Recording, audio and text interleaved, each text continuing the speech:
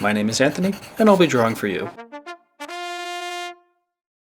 Hey Planet Earth! We meet again. Welcome to Anthony Draws For You, the channel where no idea is too crazy. Today we'll be doing part 2 of our 2-part Looney Tunes commission. This commission is for a client who wanted the illustration in 2 parts. They wanted a Wile Coyote, but they also wanted a Roadrunner in 2 separate illustrations. She also gave me carte blanche to include other Looney Tune characters as well, so it's fun to mix and match and see which ones I wanted to put in. Head on over to my channel page right now to see part 1 of the video with the Wile Coyote. In this video, we'll be doing the Roadrunner. And a reminder to you guys out there, my services are available to anybody who needs it, whether you're an individual or a business. For business inquiries, contact Susan at the office. My skills are not just limited to cartoons and comic books. I also do slideshow presentations, commercial storyboarding, logos, restaurant menus, social media posts, any company rebranding needs. And don't forget, autograph prints are available for anything that you see me make on this channel. Give me a service and I'll give you my A game. Be sure to hit like and subscribe and check back often because I post every Monday, Wednesdays, and Fridays. Hit the notifications bell so you don't miss a thing.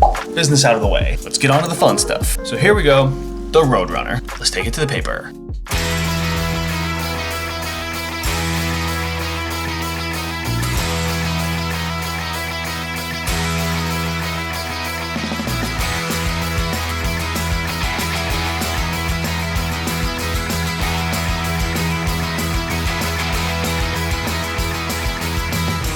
Something I've been wondering, where exactly is the Roadrunner going?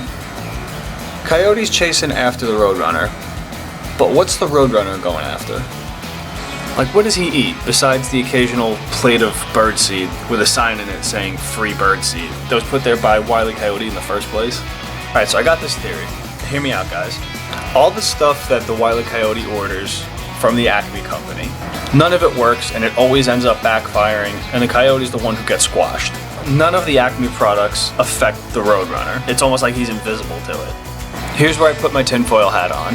I think the Roadrunner is the CEO of the Acme company because he always knows where it's going to be. He knows how it's going to be used, and he dodges at just the right moment. He knows when to lean in and lean out. And not only that, but he sticks around to watch as the Coyote falls off the cliff. And then he turns to the camera like, yeah, I knew that was going to happen. See you later, guys. And then he takes off in the other direction. I think the Roadrunner is the predator here. I think the Coyote is the victim. Alright, so that's my crazy theory. How about you guys? Any conspiracy theorists among you? What kind of crazy fan theories are out there for the rest of the Looney Tunes, guys? Fill the comment section, let me know. I love stuff like that.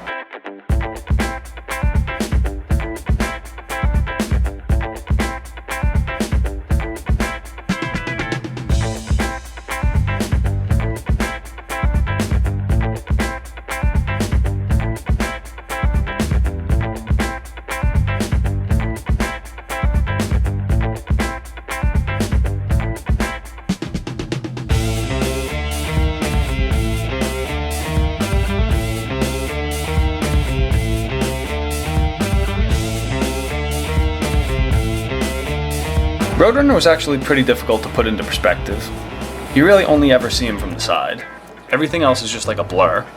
Okay, so you might be asking yourself, why am I starting over with a new paper to draw Cecil the Turtle? Like, why didn't I just put them both on the same page? It's because the client had a last-minute request to change. She was so happy with the way that the Wile Coyote one came out, and you can check that out in the other video, but she loved it so much that she wanted me to put more characters into this one too. Among the list of names that she suggested that I incorporate into this drawing, Cecil the Turtle was on that list. And I thought, okay, well, who better to race the Roadrunner than Cecil the Turtle? The other guys I just added in where they fit. They were still fun to draw though. So yeah, this illustration is a little bit of a Frankenstein monster. Once I had done the inks for the Roadrunner and Cecil the Turtle, I needed to draw the other characters, but I still needed to see where they were going to fit. So I just did the pencils digitally on top of this one, or underneath I should say, in the layer beneath this one. Now I did use a reference photo for Bugs Bunny. Just because of how iconic his facial expressions are, I wanted to capture the authenticity. So I just had to refer to a photo when I was drawing the face. The other guys, not so much. I just thought that Bugs Bunny's expression was crucial to really sell this drawing. Cecil the Turtle as well. I borrowed an expression from one of his cartoons and I thought it was pretty priceless. So I had to put that one in there.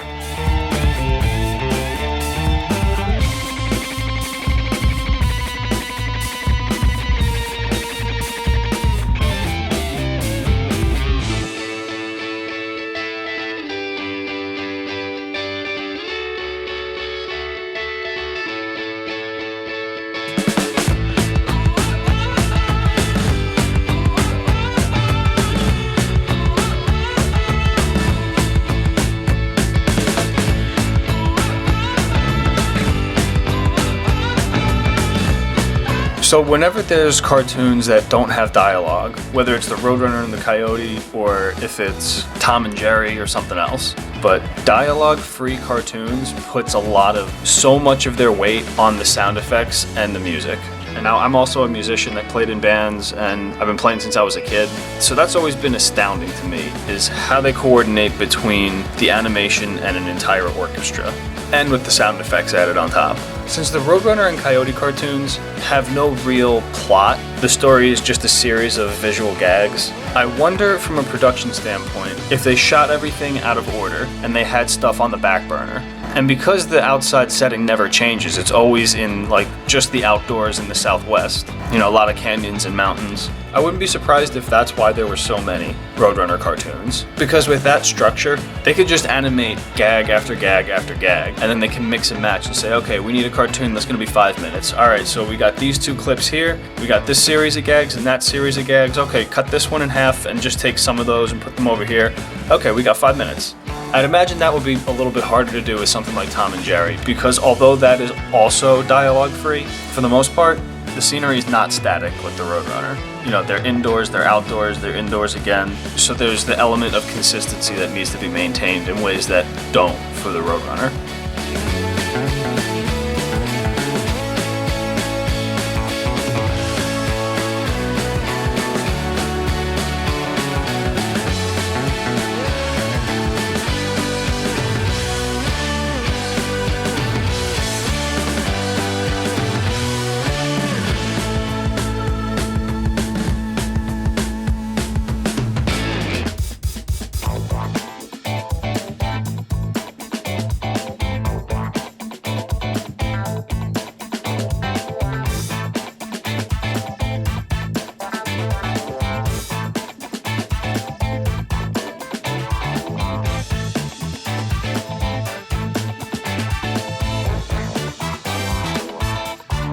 I remember playing the Looney Tunes game for NES, like the old NES, and I could never get past the Wile E. Coyote part. But it wasn't called Looney Tunes, it was called something else. Bugs Bunny's Crazy Castle, there it was, yeah, Bugs Bunny's Crazy Castle. I remember you had to go up and down the stairs. It was essentially Pac-Man meets Chutes and Ladders. You had to go up the stairs, down the stairs, get the carrot. There was a different colored Sylvester on every part of the screen, so Sylvester had these Sylvester clones just running around. I remember playing that game one time when I was really, really little, and I think I had a babysitter that was sitting next to me playing it. And I remember this because I remember it being the first time that I've ever heard somebody use curse words before. It was totally by accident, and she was so embarrassed and she apologized profusely. But that's how hard this game was. Actually, come to think of it, that's how hard every game was for NES. Battletoads, those bikes. Contra, the Castlevania, Simpsons, Bart vs. the World. Basically every Mega Man game ever. To this day, I'll never understand how anybody beat any levels in that game. The younger generation probably won't be able to relate to this as much because you can just pay an extra $20 and download some extra features or whatever it is. Those crazy in-app purchases and stuff. It wasn't even a manageable challenge where it's oh, this is hard. It's no, this is outrageously and unreasonably difficult. Any boss fight ever, you were lucky if there was a pattern. It was mostly just run, jump, and shoot. And the margin for error was 0.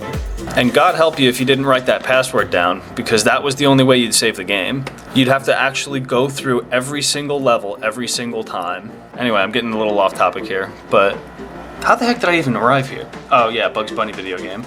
Yeah, if you ever get stuck in the house on a rainy day, play that game. It'll take you hours. It's a nightmare.